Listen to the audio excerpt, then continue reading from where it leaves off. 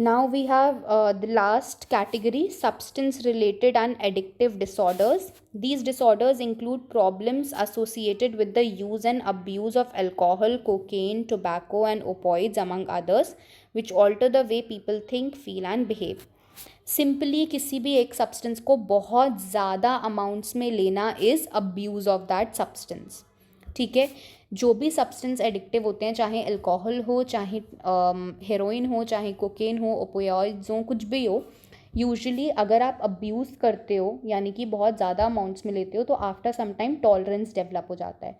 Tolerance develop होने का मतलब है कि अब जब फर्स्ट टाइम आपने अल्कोहल लिया था तब मान लीजिए आपको एक ड्रिंक में ही वो फीलिंग आ गई थी टिप्सी वाली.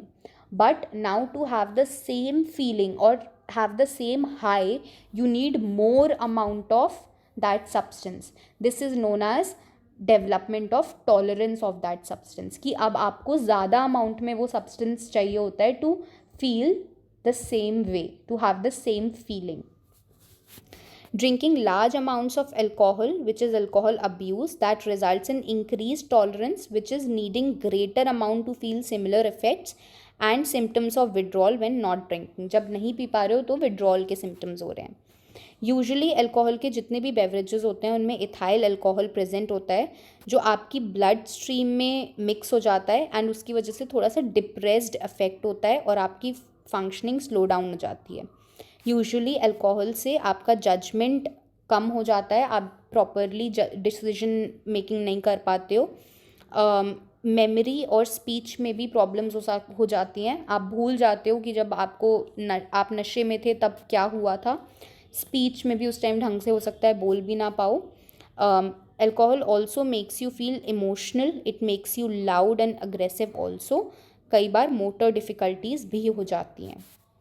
If we talk about heroin abuse slows down the respiratory centers in the brain. आपके ब्रेन में जो respiratory centers हैं उनको slow down करता है heroin and it may cause almost paralyzing breathing. आप breathe नहीं कर पाते and sometimes it may also cause death. Then we have cocaine. Cocaine abuse causes problems in short term memory. आपकी short term memory में problem आती है और attention में problem आती है. जब कोकेन नहीं मिलता है यानी कि उसके विड्रॉल के टाइम पे it causes feelings of depression, fatigue, sleep problems, irritability and anxiety. And क्योंकि इतनी सारी प्रॉब्लम्स हो रही हैं, जब कोकेन नहीं अगर कोकेन की आदत है और कोकेन नहीं मिल रहा है तो आप डिप्रेस्ड फील कर रहे हो, इरिटेबल फील कर रहे हो, एंग्शियस फील कर रहे हो, थकान फील हो रही है, सो नहीं पा रहे हो. इसीलिए बहुत ज़्यादा नीड होती है कि कहीं से भी बस मिल जाए कोकेन. ठीक है. These are some commonly abused substances as per DSM-5 classification.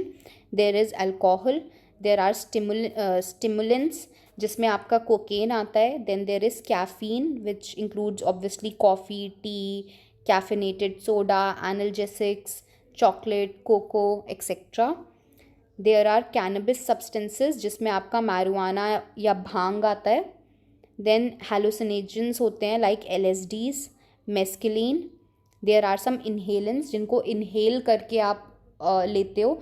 जैसे आप लोगों ने न्यूज़ में देखा होगा वाइटनर वगैरह को इन्हेल करके लिया जाता है. Those are इन्हेलेंट्स.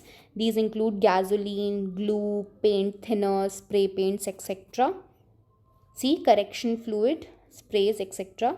There is tobacco which include cigarettes and bidi.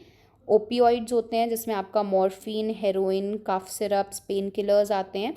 And then there are sedatives, hypnotics और एंग्जियोलिटिक्स जिनसे आपको नींद बहुत आती है. दीज इंक्लूड sleeping pills, anti anxiety medications, etc. With this, we are done with this chapter. I hope everything was clear to you. In the next class, we'll be discussing chapter 5 of your class 12th. Thank you and have a nice day.